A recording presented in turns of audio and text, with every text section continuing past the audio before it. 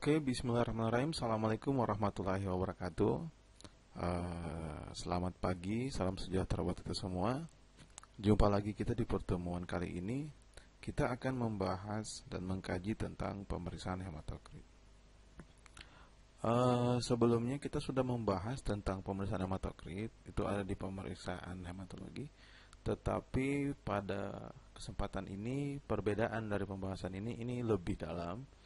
Kita lebih membahas bagaimana basic prinsip dasar dari pemeriksaan atau tes hematokrit ini.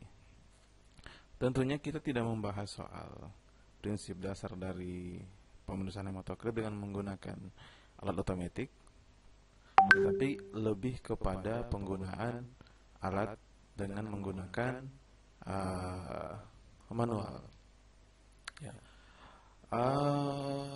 Penting sebagai pembuka bahwa ini akan berkaitan dengan beberapa hukum-hukum mekanika fisika, mekanika klasik, bagaimana hematokrit itu bekerja, bagaimana bisa kita melakukan pembacaan, pendeteksian dengan metode ini. Untuk lebih jelasnya, mari kita simak bersama. Tentunya kita sudah mengetahui bahwa pemeriksaan hematologi itu secara umum itu ada 3, yakni darah rutin atau DR, kemudian darah lengkap atau CBC, complete blood count, kemudian pemeriksaan khusus. Pembagiannya kurang lebih seperti ini. Ya, darah rutin itu lebih kepada HB, LED, hitung leukosit, dan jenis leukosit. Sedangkan kalau darah lengkap itu lebih lengkap lagi, lebih kompleks lagi. Kemudian pemeriksaan khusus seperti retikulosit, kontes, gambaran darah tepi, dan sumsum tulang. Hematokrit itu akan kita periksa pada jalur darah lengkap, DL atau CBC. Di situ ada pemeriksaan HT atau hematokrit.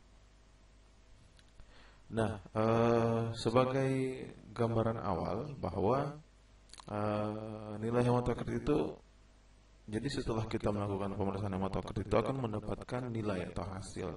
Hasil itu bermakna bahwa nilai yang diperoleh merupakan gambaran dari volume semua eritrosit dalam 100 ml darah, atau yang dinyatakan dalam persen. Karena dalam 100 ml darah, maka satuannya itu dalam persen, ya, persen volume darah. Nah, jika dilihat prinsipnya secara bahasa, bahwa darah itu dicampur dengan antikoagulan, kemudian dipusing atau disentrifus, yang nantinya partikel yang berat jatuh ke dasar tabung atau sel-sel darah, dan partikel yang lebih ringan berada di atasnya atau plasma. Kurang lebih gambarannya seperti ini, ya. Jadi ada tiga nanti pembagian, yakni plasma, bavikot, dan SDM atau sel darah merah. Nah, hematokrit itu kita hitung ada di sini, di bagian volume atau paket sel dari eritrosit. Sedangkan plasma itu berada di atas. Nah, plasma inilah yang menjadi indikator dalam menulis atau menghitung LED, sedangkan hematokrit ada di bawah. Nah, perlu diketahui bahwa meskipun secara prinsip partikel yang berat jatuh ke dasar tabung, tetapi proses jatuhnya itu seperti apa sebenarnya? Apa yang menyebabkan dia jatuh ke dasar tabung si eritrosit? Kenapa tidak leukosit yang berada di bawah? Kenapa tidak plasma yang berada di bawah? Kenapa hematokrit atau volume eritrosit ini yang berada di bawah? Nah, untuk itu kita akan lihat lebih detail bagaimana mekanisme ini terjadi. Ya, tentunya akan melibatkan beberapa, selain berat partikel, ada beberapa yang mempengaruhi sehingga terjadi pembagian seperti itu. plasma di atas, bavikot di bawah, dan hematokrit atau eritrosit di bawah. Nah, hematokrit itu merupakan suatu hasil pengukuran seperti dibilang tadi. Dia adalah pengukuran yang menyatakan perbandingan sel darah merah terhadap volume darah. Jadi perlu diketahui bahwa dalam dalam pemeriksaan secara umum itu ada dua yang dilakukan. Jadi ada hasil pemeriksaan yang didapatkan karena pengukuran, ada juga hasil pemeriksaan yang didapatkan karena perhitungan. Ya, contohnya seperti indeks eritrosit. Ya, dia diperoleh dari perhitungan dari pengukuran beberapa parameter.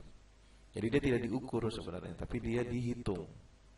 Ya, beda kalau hematokrit. Hematokrit itu diukur karena ada prosedur yang dilakukan untuk mengukur. Sedangkan indeks eritrosit seperti MCV, MCH, MCHC itu sebenarnya perhitungan, hasilnya didapatkan dari perhitungan. Nah, hematokrit memiliki satuan menggunakan persen, contoh 42%. Maksud dari 42% itu adalah bahwa terdapat 42 ml sel darah merah di dalam 100 ml darah. Ya, jadi jika didapatkan hasil 42%, bahwa ada 42 ml sel darah merah atau eritrosit di dalam 100 ml darah. Jadi hampir 42%. Ya, jadi kalau didapatkan ada 50 ml eritrosit dalam 100 ml darah, berarti setengahnya nanti dari 100 ml darah. Ya. Nah, prinsip pemeriksaan hematokrit. Mohon disimak baik-baik karena saya mengkajinya, saya mencoba memberikan kajian soal prinsip hematokrit itu agak dalam, karena menurut saya level D4 itu saya yakin bisa, harusnya mengetahui sampai prinsip dasar ini. Level dari setiap pengetahuan kita terhadap prinsip itu sebenarnya, kalau boleh saya gambarkan, itu pengetahuan itu, jika pengetahuan seseorang berada di level ini dan dia terus mengkaji, tentunya pengkajian itu akan mengarah ke bawah, akan semakin ke bawah. Dan jika dikaji lagi, jika kita bicara soal misalkan hematokrit, ya, pengetahuan kita masih seputar apa itu hematokrit. Jika kita pelajari lagi, dikaji lagi, kita akan tahu, oh ternyata prinsip hematokrit seperti ini. Misalkan HT itu didapat dari eritrosit yang partikelnya berat akan diendapkan. Nah, ini prinsip dasar level kedua pengetahuan seorang. Tapi jika dikaji lagi level ini, kenapa bisa eritrosit atau partikel yang besar, berarti itu berada di bawah, ya, di sedimen. Nah, dikaji lagi, maka kita akan dapat sebuah prinsip yang akan kita bahas sebentar. Kenapa bisa eritrosit seperti itu? Nah, ini berada level 3. Nah, inilah yang membedakan, level pengetahuan inilah yang membedakan antara setiap jenjang pendidikan, mulai dari D3, S1 maupun S2 ataupun S3. Semakin tinggi pendidikan seseorang, maka pemahamannya terhadap suatu konsep itu akan semakin dalam. Ya, konsepnya akan semakin dalam. Artinya pengetahuannya semakin mengerucut. Ya, ini intermezzo penjelasan tentang bagaimana level pengetahuan yang harus dimiliki oleh ilmuwan. Kenapa saya jelaskan? Karena ini menjadi referensi bagi teman-teman atau adik-adik sekalian dalam meningkatkan pengetahuan. Terkadang kita tidak tahu saya harus belajar dari mana. Ya, ternyata pembelajaran itu akan semakin ke dalam. Jadi ketika kita mengetahui konsep yang lebih besar, kita gali lagi akan semakin mengerucut ke bawah. Nah, jadi di prinsip pemeriksaan hematokrit ini, selain kosakata tadi, selain ini, kita akan coba membedah bagaimana bisa partikel yang berat itu jatuh ke dasar tabung. Bagaimana si eritrosit itu bisa berada posisi di bagian bawah. Pertama, yang perlu diketahui bahwa ini adalah struktur dasar dari eritrosit, yang mana di dalam satu sel eritrosit itu terdapat berbagai hemoglobin, molekul hemoglobin, yang mana setiap satu molekul hemoglobin itu dia akan mengikat oksigen. Ya, kemudian itu yang masuk ke dalam eritrosit, kemudian Hb itu nanti akan mengikat oksigen, kemudian nanti akan dibawa ke sel, di sel akan digunakan menjadi gas sisa, jadi CO2 diikat kembali oleh hemoglobin, ya, kemudian dibawa ke sel jaringan untuk dikeluarkan. Nah, sejumlah kecil O2 atau 1,5% itu dilakukan dalam plasma sebagai terlalu gas, sedangkan 98,5% itu berada di dalam sel darah merah yang diikat oleh molekul protein hemoglobin. Jadi bisa dibayangkan bagaimana bisa sehingga si eritrosit itu memiliki berat molekul yang lebih berat dari sel-sel lainnya. Meskipun ukuran dari eritrosit lebih kecil daripada leukosit, tetapi bobot dia itu lebih besar dari si sel lainnya. Nah, ini perbandingan ukuran. Ini adalah leukosit, ukurannya 10 sampai 12, ini ada eritrosit 7 sampai 8. Jadi selain karena bobot itu tidak menunjukkan ukuran itu tidak menunjukkan bobot. Nah, meskipun ukuran besar, tapi kadang bobotnya itu tidak seberat dengan ukuran yang kecil. Bobot itu sangat dipengaruhi oleh komponen-komponen penyusun dari suatu benda, suatu zat. Ya. Yang kedua, jumlah dari perbandingan antara leukosit dengan dengan eritrosit. Jumlah eritrosit itu sangat banyak di dalam darah. Ya, hampir sekitar 50% di dalam darah itu isinya adalah eritrosit.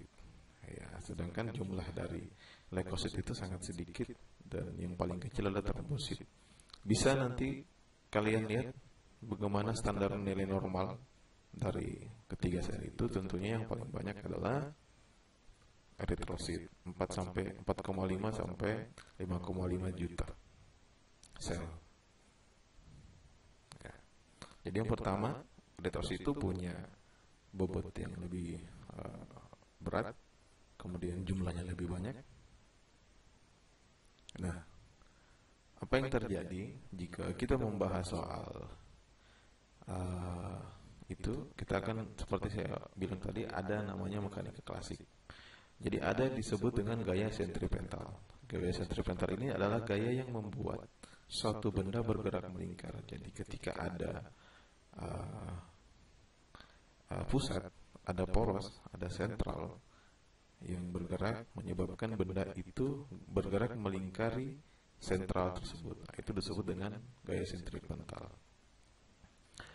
Tapi yang paling penting dari gaya sentripetal itu, selain dia melingkari sentral, pusat, dia juga akan tertarik ke arah pusat, atau dia akan menuju ke arah pusat lingkaran. Nah, ini yang disebut dengan sentrum petere. Petere itu adalah menuju arah.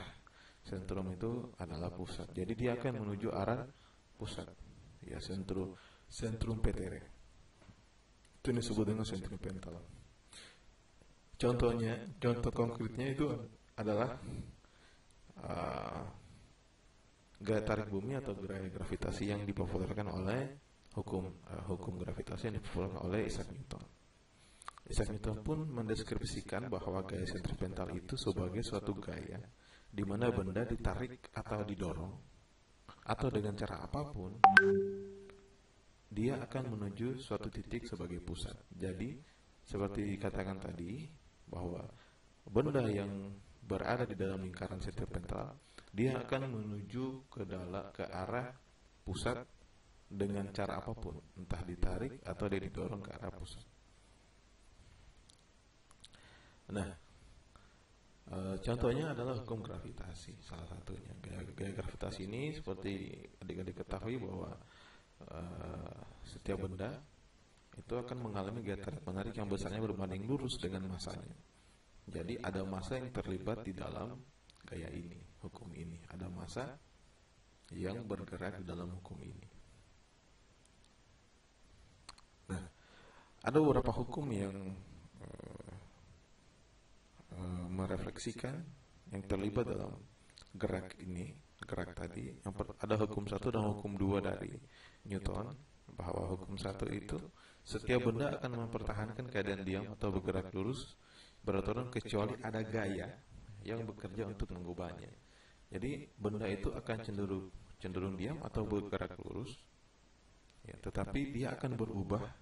Dia tidak diam atau tidak lagi bergerak lurus kecuali ada gaya yang mengubahnya. Ya, jika ada gaya sentripetal tadi yang menyebabkan bendanya tidak bergerak lurus atau tidak diam, dia melingkari titik pusat. Ya. Ini pun dilengkapi dengan hukum kedua bahwa total gaya pada sebuah partikel itu sama dengan banyaknya perubahan momentum linear terhadap waktu. Ya, jadi momentum linear itu koherensinya terhadap kecepatan dan massa. Ya. Jadi di hukum 2 itu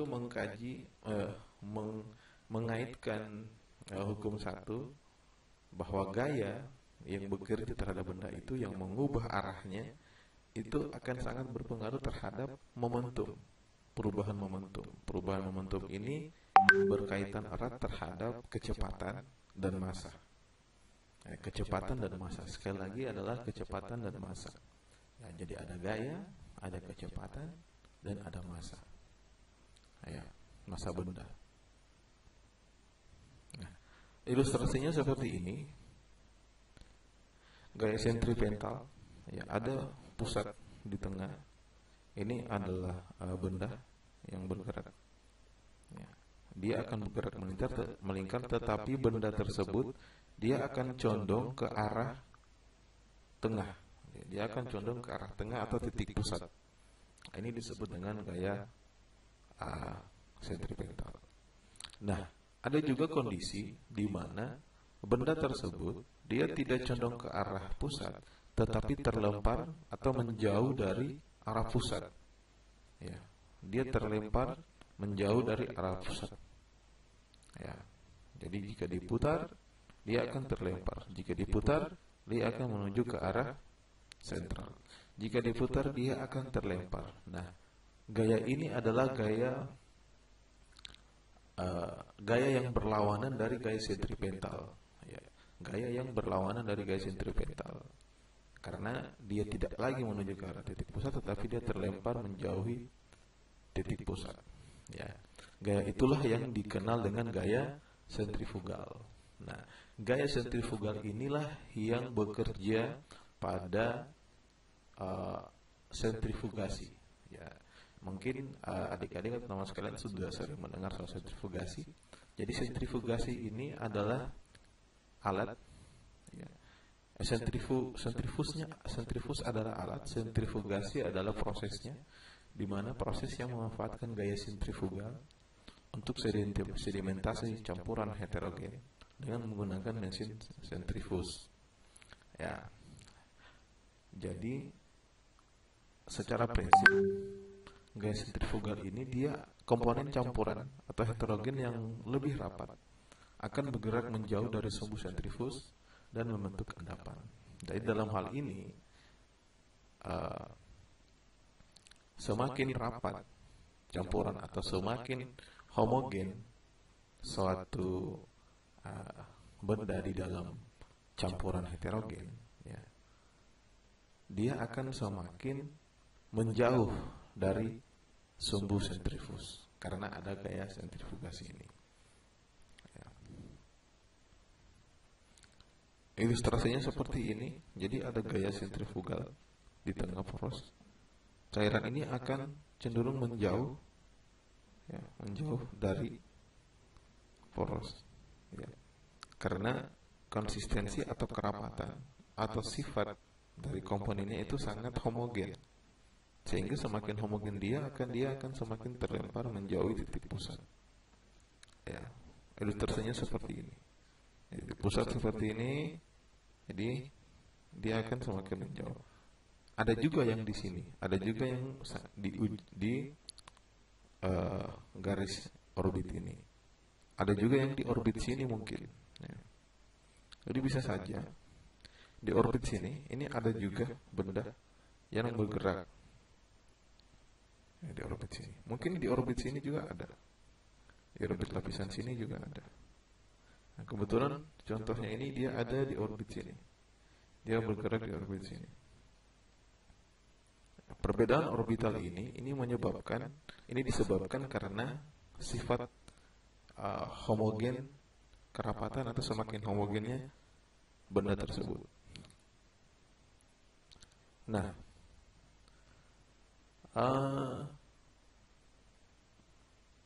kenapa membahas soal itu? Karena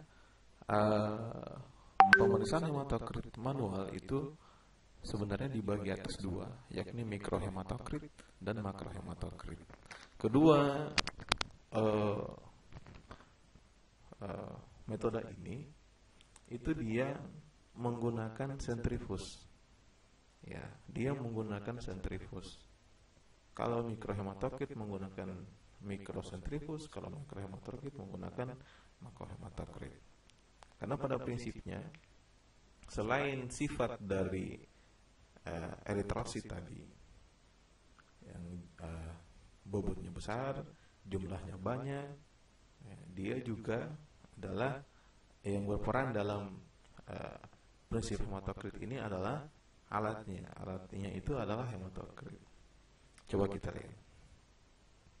Nah, ini di atas ini adalah sentrifuge, makrosentrifuge, ya, untuk makro hematokrit menggunakan tabung Winthrop, tabung yang lebih besar. Sedangkan di bawah ini adalah mikrosentrifuge menggunakan tabung mikro, ya, yang lebih kecil. Perbedaannya adalah sudutnya. Jadi tabungnya, tabung makronya, tabung Winthropnya disusun sudutnya seperti ini. Sedangkan kalau mikrohematokrit sudutnya baring seperti ini. Ukurannya kecepatannya 2500 rpm, sedangkan ini 12.000 rpm. Kecepatannya lebih cepat menggunakan mikrohematokrit. Nah, sudah kelihatan kan di mana keterlibatan dari hukum tadi, bahwa ada peran dari kecepatan, ya. Makanya dengan menggunakan sentrifuge itu ada peran dari kecepatan. Kecepatan ini yang akan mempengaruhi gaya sentrifugal tadi. Tampilannya seperti ini. Ini ada di lab. Nanti mungkin bisa dipraktekkan atau mungkin sudah dipraktekkan, ya. Saya kurang tahu juga. Tapi secara umum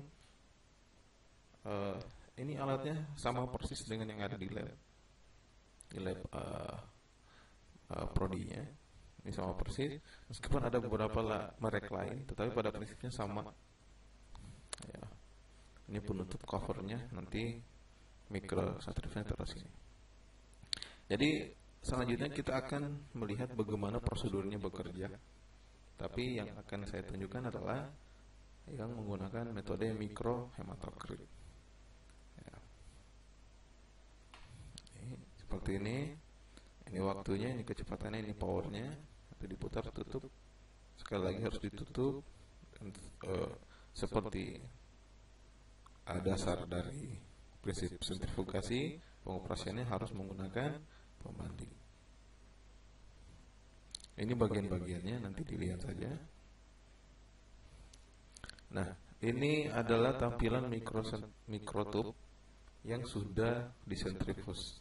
Jadi ada, ini kecil sekali, jadi ada dua. Sebenarnya ada tiga lapisan. Di sini ada lapisan putih, Bavikot. Sini adalah saudara merah, eritrosit. Di sini adalah plasma. Jadi yang akan kita ukur adalah daerah eritrosit. Jangan mengukur daerah putih atau Bavikot, tapi diukur dari batas itu. Batas jelas dari antara hematokrit dan Bavikot. Ya, antara eritrosit dan Bavikot. Nah, perbedaan antara pemeriksaan makro dan mikro seperti ini, alatnya tentunya menggunakan tabung Winthrop agak besar, sedangkan mikrohematokrit menggunakan mikrotub atau mikrokapiler. Antikoagulannya EDTA bisa, sedangkan kalau mikro itu heparin. Ya, kemudian kecepatannya sudah jelas, ada yang 16, kalau tadi literaturnya ada 12. Semakin cepat maka semakin rendah waktunya. Nah, disinilah terlihat lagi peran dari hukum tadi, bahwa ada kaitan antara kecepatan dan waktu. Nah, kecepatan dan waktu. Ya. Kalau makro itu bisa dilaporkan hematokrit, bisa kelihatan ini. Kalau mikro itu lebih sulit karena alat ukurnya hanya mengukur si SDM atau hematokrit. Ya, keuntungannya pembacaan mudah menilai Bavikot, menilai indeks ikterus. Ya, jadi dia bisa kelihatan juga si Bavikot. Sedangkan kalau mikro, keuntungannya adalah darahnya sedikit, kemudian dapat diulang cepat dan bisa menggunakan darah kapiler atau darah vena. Ya, jadi untuk informasi bahwa ketebalan Bavikot itu, daerah putih itu sangat mempengaruhi dari kondisi. Kemudian menilai indeks ikterus itu bisa dibandingkan dengan warna plasma dengan larutan kalium perikromat. Indeks ikterus itu kecenderungan warna ikterus, ya, warna kuning. Jadi ini normal, tebal Bavikot 0,5 sampai 1 mm.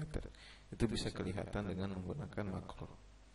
Kalau 0,5 sampai 1 mm, prediksinya sekitar 5.000 sampai 10.000 leukosit. Ini kondisi normal.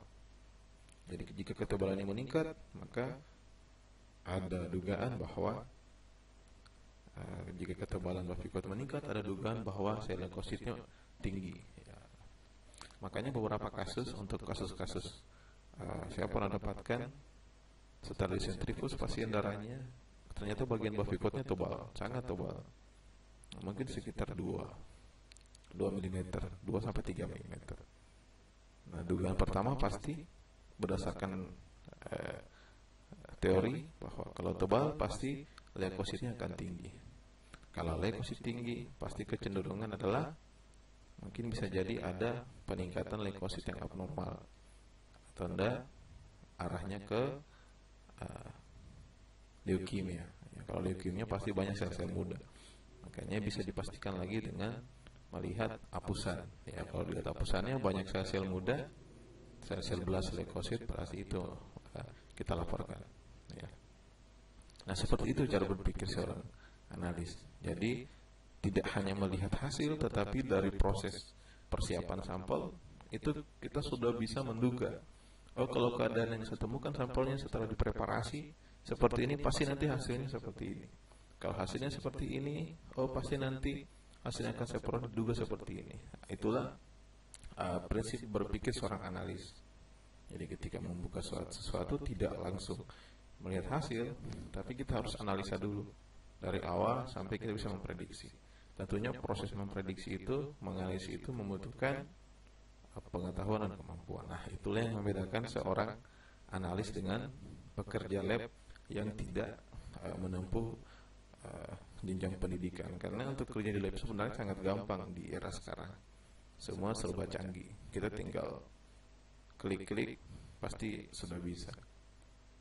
Orang yang tidak kuliah saja, tidak kuliah di analis, itu kalau 1 bulan dia ditempatkan di lab, diajar, kalau sudah ini, tindis ini, kalau sudah ini, tindis ini, pasti akan bisa selama 1 bulan. Dia akan bisa menghitung. Tapi secara prinsip, memahami prinsip, hasilnya kenapa begini, kalau didapat sampelnya begini, nanti hasilnya akan begini, ya, itu tidak didapat, tidak dipelajari tanpa melalui jenjang pendidikan. Makanya keterkaitan antara jenjang pendidikan, edukasi, dan teoritis itu akan mendukung seorang ATLN bekerja di lab. Bukan berarti karena era sekarang semua serba canggih, tetapi itu membuat ada isu yang beredar bahwa saat ini alat semakin canggih. Ada kemungkinan ATLN itu akan berkurang fungsinya atau ATLN bisa tidak ada karena alat semakin canggih. Sebenarnya pada hakikatnya teknologi atau instrumen apapun yang canggih-canggih itu adalah tools. Itu adalah alat penunjang yang memudahkan manusia. Ya, jadi perlu di garis merah bahwa itu semua adalah tools. Semakin canggih alatnya itu adalah tools. Tools itu pada hakikatnya alat penunjang manusia untuk melakukan sesuatu. Tetapi pada prinsipnya yang menjadi inti dari proses itu adalah manusia. Ya, makanya dibutuhkan pengetahuan instrumental dari seorang ATLN. Jika itu tidak ada, pasti saya yakin tidak akan bisa. Bicara soal instrumen itu kaitannya terhadap prinsip kerja. Kalau kita sudah menguasai prinsip kerjanya, saya yakin kita bisa tahu bagaimana alatnya bekerja dan apa yang akan terjadi. Ya, kita lanjut. Ini hematokrit, cara menghitung setelah diukur, setelah didapat, kemudian diukur. Ya, cara kita ukurnya adalah nanti tinggi kolom eritrosit dibagi dengan tinggi kolom darah, kemudian kali 100%. Ini normalnya 40-48 pria, wanita 37-43%. Nah, ini sudah tadi. Coba kita lihat prosedurnya. Seperti ini, darah kapiler atau darah vena. Ini darah kapiler itu sudah lancet. Kemudian diambil ini menggunakan mikrotub. Nanti ada dempul, ya, dempulnya. Nah, dempulnya ditancapkan di ujung. Jadi atasnya ini, setelah di ujung sini, nanti ada daerah yang kosong sini, tidak full juga, tidak full semua.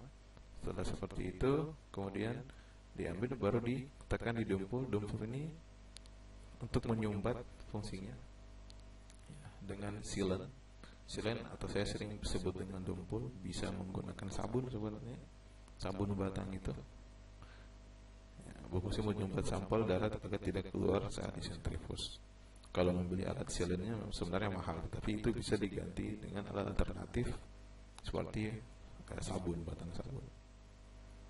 Jadi ditarik darahnya sampai 3/4 tabung ya. Setelah itu didempul ujungnya. Setelah didempul, barulah kemudian dimasukkan ke dalam mikrosentrifus. Posisinya ini yang biasanya terbalik. Jangan sampai salah, posisinya adalah dempulnya menjauhi titik pusat. Jangan dempulnya mendekati titik pusat. Kalau seperti itu nanti semua cairannya terlempar semua keluar. Karena prinsipnya ini dia ada prinsip kayak sentrifugal tadi. Jadi semua benda akan menjauhi titik pusat. Jadi darahnya bisa jadi kalau di dempulnya di ujung, kalau dempulnya di dalam sini, di sini tidak ada dempul, tidak ada penahan, nanti darahnya muncrat keluar. Makanya ini yang perlu diperhatikan. Saya pernah kejadian mahasiswa seperti itu atau praktikum. Ya, nanti dapatnya seperti ini. Ya, ini kita sudah bisa ukur nih dengan alat ukurnya. Ini. Jadi dari sini atas merah ini sampai sini. Ya, diperhatikan baik-baik dengan jelas daerah Bafikotnya. Nah, ini ada daerah Bafikot, jangan dihitung. Ya, ini juga. Ini belum sempurna hemolisis ini bisa jadi. Ya, gambarannya ini dempul, kemudian sentrifus. Nanti ada ini, kemudian menggunakan mistar mikrohematokrit atau reader atau skala hematokrit. Ya, dengan seperti ini. Jadi daerah merah jangan digaris. Jadi daerahnya itu jangan digaris di daerah putih sini, tapi di bawah daerah putih batasnya. Ya garis ini batas dempulnya, siletnya, garis seperti itu. Ya, ini mistarnya. Kalau yang di lab itu seperti ini. Nah, jadi mikrosentrifus ditaruh di sini, nanti mistarnya ini bisa diturunkan. Ini garisnya tadi. Garis ini yang harus mengenai batas ini tadi. Ya. Ya. Jadi ini garis yang ada di mistar, yang miring. Ya, ini garis ini. Ya, ini garisnya harus mengenai batas antara bavikot dengan eritrosit tadi. Jadi ketika misalkan di sini garisnya, saya ilustrasikan saja, nanti akan dipraktikkan. Jadi misalkan tabungnya warna merahnya sampai sini, ya, setelah ditaruh, jadi ini ada lubang, dimasukkan di sini mikrotubnya. Ya, ini bisa 1x2, ada 2 sampel bisa di sini. Jadi anggap merahnya dari sini, mikrotubnya, batas merah sampai sini, berarti garisnya ini diturunkan. Ini bisa diturunkan, digeser, nanti garisnya akan seperti ini. Ya. Misternya akan seperti ini. Ya, jadi garis tengahnya ini misalkan mengenai ini berapa ini? 8. Ini 90 berarti 86. Ya, kalau misalkan garis ini dia mengenai 50. Ya berarti nilainya ada 50%. Ya, karena ini misalnya sudah 1%, jadi langsung muncul. Kalau menggunakan ini tadi, rumus ini itu tinggi kolomnya yang paling tinggi, ya. Kemudian kolom eritrositnya tadi batasnya, kemudian dari ujung darahnya sampai paling bawah berapa berkali 100%. Kalau ini sudah dipersenkan, sudah ada persennya. Ya, bisa juga sebenarnya dipersenkan. Menggunakan rumus tadi bisa juga sebenarnya. Jadi misalkan ini 50, dapat 50. Menggunakan rumus tadi, ya, dapat 50. Ya.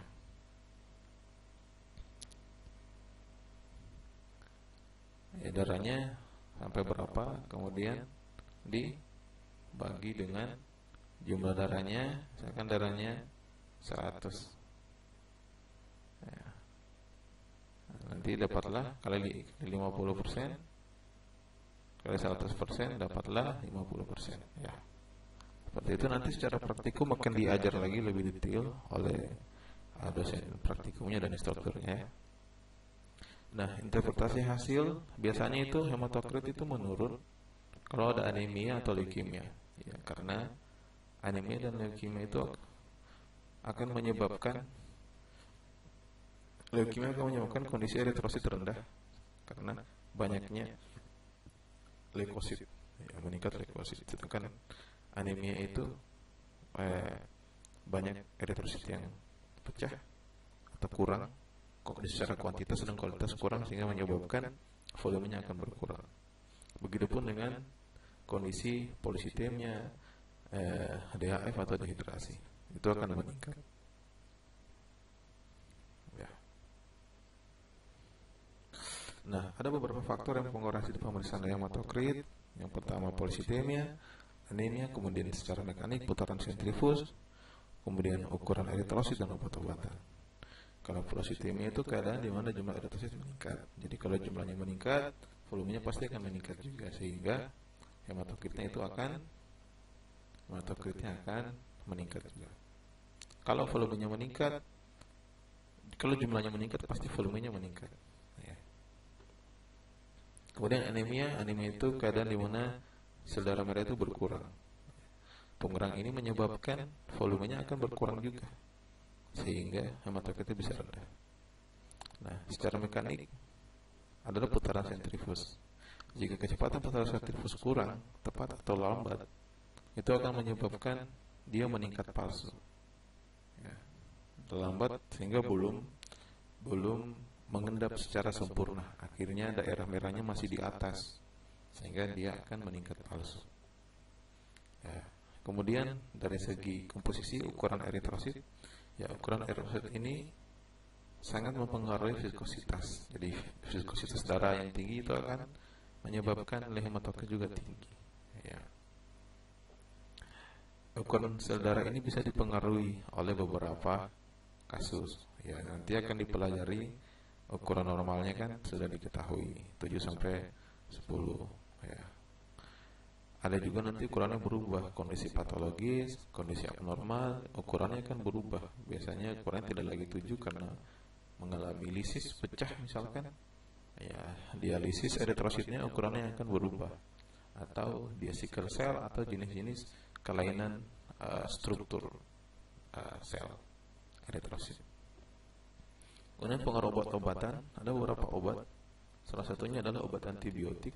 Obat antibiotik ini akan menyebabkan hemokonsentrasi terhadap darah. Karena hemokonsentrasinya kan sehingga menyebabkan pengaruh terhadap hematokrit. Nah, pengaruhnya itu bisa menyebabkan hematokrit meningkat. Ya. Karena konsentrasinya menjadi meningkat. Ya, orang dengan hematokrit rendah 20% itu bisa kecenderungan gagal jantung dan kematian. Hematokrit di atas 60%, tinggi hematokritnya kecenderungannya bisa terjadi pembekuan darah spontan. Ya. Ini kondisi hematokrit menurun seperti orang hamil, hidrimia, kemudian keadaan hemokonsentrasi karena shock, perdarahan atau dehidrasi bisa menyebabkan hematokrit meningkat. Ya, sama kayak tadi minum obat-obatan, ya, bisa menyebabkan hemokonsentrasi, ketidakseimbangan konsentrasi. Ya, kalau orang dehidrasi itu banyak pengeluaran cairan sehingga cairan darahnya menjadi berkurang, akhirnya komponennya menjadi tinggi. Ya, karena pembandingnya itu menjadi rendah. Ya, kalau pembandingnya rendah pasti nanti yang dibandingkan itu menjadi tinggi nilainya. Ya, saya kira demikian. Semoga bisa dipahami. Sekali lagi bahwa hematokrit itu erat kaitannya dengan tadi sifat-sifat gaya gravitasi, gaya sentrifugasi. Ya, dia bukan bekerja terhadap gaya sentripetal, tapi yang bekerja terhadap itu perannya adalah gaya sentrifugal dan juga ukuran dari sel. Ya, itu yang akan mempengaruhi kualitas dari pemeriksaan secara manual. Oke, saya kira demikian kesempatan pada hari ini. Semoga bermanfaat. Semoga bisa pengetahuan. Seperti saya katakan di awal, silahkan dikaji lagi lebih dalam jika ada yang belum dimengerti. Untuk bisa mengkaji lebih dalam, itu harus menimbulkan pertanyaan semakin dalam. Silakan. Jika ada yang ingin ditanyakan, tulis di kolom komentar.